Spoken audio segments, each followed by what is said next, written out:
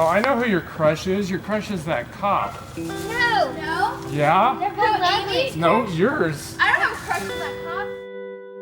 I was just a mean, nasty, hateful person when I was on the narcotics.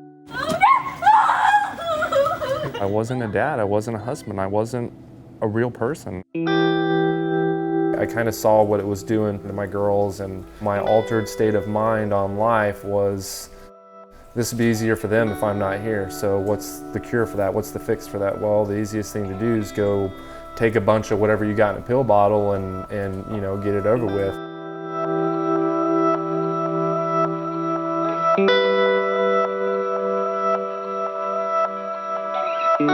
Shane Savage served 5 combat tours in Iraq and Afghanistan. His final tour, as an IED hunter, ended abruptly in 2010.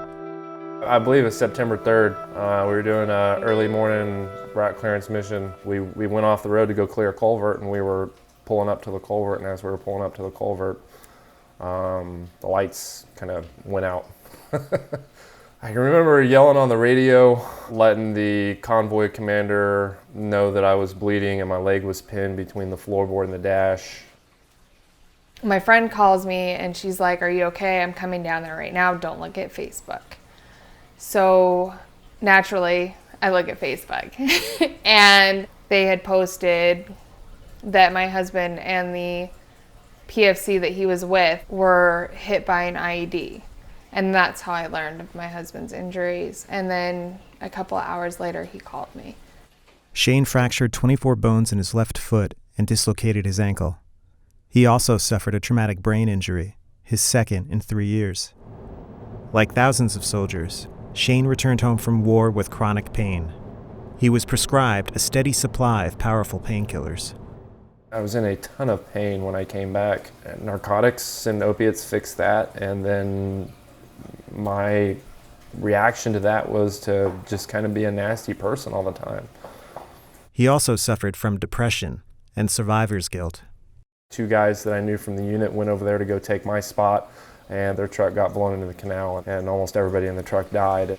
For 2 days, he just didn't want anything to do with anything with the family, would just sit there and just cry and sulk in tears, and then he tried to commit suicide. I went to the bathroom and went and started taking pills, and she broke down the door and took 12 or 13 morphine I was able to get down before she got in the door. After a few weeks in a psychiatric hospital, Shane no longer felt suicidal. Bubba, that's my dog. But his injured foot caused him intense pain, and multiple surgeries left him hobbled. More and more, he relied on his painkillers. He went crazy. There were times where he wouldn't sleep for 2 or 3 days because of the narcotics or whatever he was on. And then he'd sleep for days. By the spring of 2013, Shane was taking an array of drugs, including a high daily dosage of morphine. Yeah, that's me. Lifting weights a whole 10 pounds. His daughter confronted him. She started crying to me and my wife, talking about how much it bugged her that I was on the narcotics and everything that she saw that it did to me. And I got fed up and I had enough, and I grabbed my pill bottle and I went and dumped him down the drain, and I threw the pill bottle away. And I said, "Enough is enough," and I went and grabbed my scripts and I tore them up. And I never went and saw the pain doctor again. There you go. But keep the form the same, okay? I don't want the form compromised. Soon after, Shane enrolled in a pain management program at a VA hospital in Tampa. It teaches veterans how to cope with their chronic pain without relying on opiates.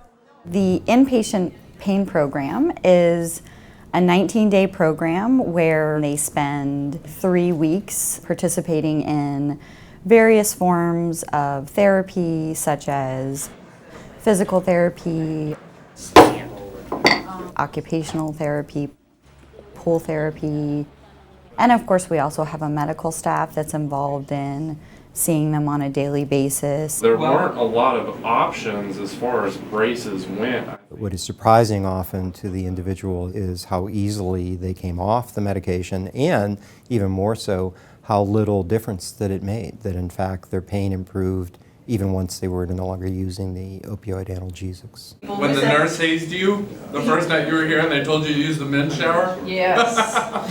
As the only active military soldier in the group, Shane says he had difficulty connecting with the others. It's a bomb. It's a firecracker. It's a firecracker. Dragon. Almost every single person that was in Tampa was retired. They don't work. Go down nice and easy. So they have that luxury of, I'm in pain, I'm gonna sit on the couch. Watch out for the pedestrians. Or I'm in pain, so I'm not gonna go out today. But what do you do when you're in pain and you're 30 years old and you have to go to work? What do you do?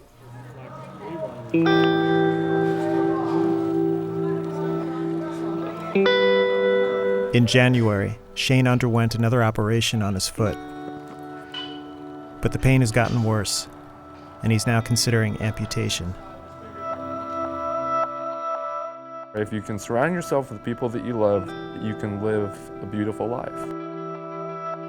You may not be able to enjoy being pain-free, but you can enjoy your life a lot more.